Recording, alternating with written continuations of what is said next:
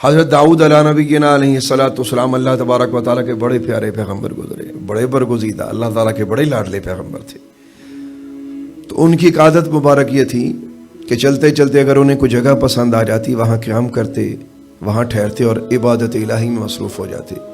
ایک بار ایسے چلتے چلتے ایک دریا کے کنارے تشریف لے کے گئے تو وہاں جگہ پسند آ گئی، 1 سال وہاں قیام فرما، عبادت و ریاضت انتہا کی اور شدید البکا تھے، یعنی بہت زیادہ رویا کرتے تھے اللہ تعالیٰ کی محبت میں۔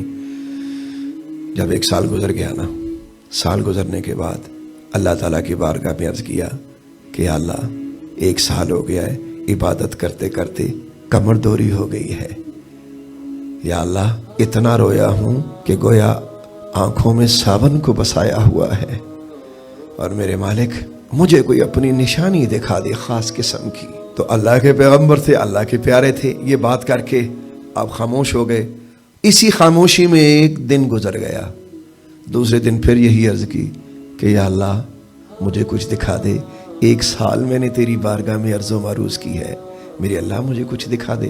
حالانکہ اللہ کے پیغمبر وہ بے شمار نشانیاں دیکھتے رہتے ہیں چلتے پھرتے، لیکن خاص نشانی کے طلبگار ہوئے۔ دوسرا دن بھی گزر گیا، تیسرے دن پھر یہی عرض کی کہ یا اللہ 1 سال پورا گزر گیا، مجھے کچھ خاص نشانی دکھا دے۔ اللہ تبارک و تعالیٰ کی طرف سے حکم ہوا کہ پیارے آپ تھوڑا سا آگے جائیں اور وہاں میری ایک مخلوق سے بات چیت کیجئے، وہی میری نشانی ہے۔ حضرت داؤد علیہ السلام حیران کہ یا اللہ یہاں تیری نشانی کیا ہے؟ وہ نشانی حضرت داؤد علیہ السلام تھوڑا سا آگے گئے اور آپ نے زمین کی طرف توجہ فرمائی، دیکھا تو ایک مینڈک آپ کے سامنے ہے، اور وہ مینڈک آپ کو پکار کے کہتا ہے یا داؤد، اے اللہ کے مقرب ترین نبی حضرت داؤد علیہ نبی علیہ السلام، آپ کو تو صرف 1 سال ہوا ہے اللہ کی بارگاہ میں عبادت و ریاضت کرتے ہوئے، اس دریا کے کنارے میں 60 سال سے اللہ کی عبادت کر رہا ہوں، اور میں نے اپنے اللہ سے کبھی کچھ نہیں مانگا۔ اللہ اکبر۔ حضرت داؤد علیہ السلام نے جب یہ سماعت کیا تو حضرت داؤد علیہ السلام پر نہایت گریہ طاری ہوا، نہایت گریہ طاری ہوا۔ اور پھر حضرت داؤد علیہ نبی علیہ السلام نے 1 سال وہاں اور عبادت و ریاضت کی۔ اللہ والوں کی یہی عادت ہوتی ہے، دنیا والوں کی بھی جیسی عادت ہوتی ہے، کسی جگہ سے گزرتے ہیں، ہمارے اکثر دنیا دار ہم نے بھائی دیکھے تو بڑا سا پلاٹ دیکھ لینا، کہتے ہیں یار جی پلاٹ میرے کل کتے ہوئے نا، وڈی ساری مارکیٹ تھے میں پانی، اپنی اپنی خواہشات ہوتی ہیں۔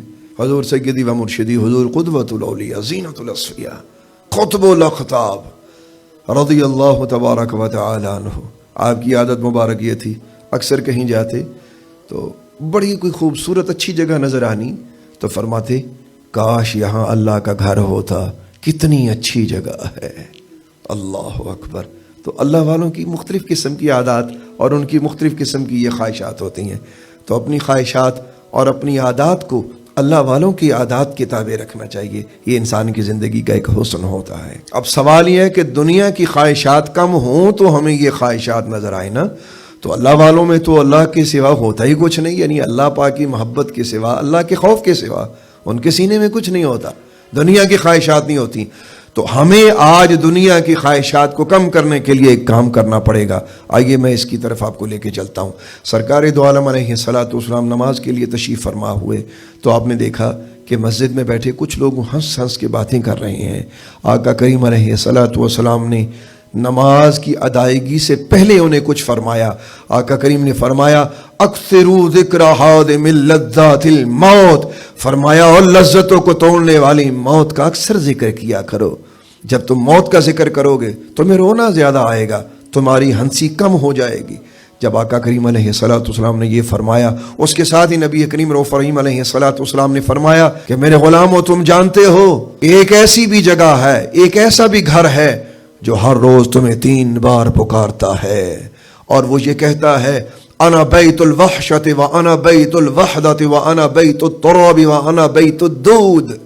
وہ کہتا ہے کہ میں وحشت کا گھر ہوں، میں تنہائی کا گھر ہوں، میں مٹی کا گھر ہوں، میں کیڑے مکوڑوں کا گھر ہوں، یعنی کہ قبر۔ اور بندے 5-5 ہزار گز کے گھروں میں رہنے کی خواہش رکھنے والوں، تمہیں کیوں سمجھ نہیں آتی؟ تمہارا گھر تو صرف 2.5 گز کا ہی گھر ہے. اپنی خواہشات کو کم کرو اور اپنے اس آخری گھر کو یاد کرو. دنیا کا کوئی گھر کسی شخص کو نہیں بلاتا. قبر ایک واحد گھر ہے جو بندے کا نام لے کے اسے پکار کے کہتی ہے. بڑے بڑے اونچے مکانوں کی خواہش کرنے والوں، اس اصلی گھر کو بھی کبھی یاد کیا کرو تاکہ دنیا کی لذت ٹوٹے اور عبادت و ریاضت کی لذت، شوق، ذوق تمہیں نصیب ہو. اللہ تبارک و تعالی دنیا کی لذتوں کا خاتمہ فرمائے اور اپنی عبادت کا ذوق اور شوق ہم سب کو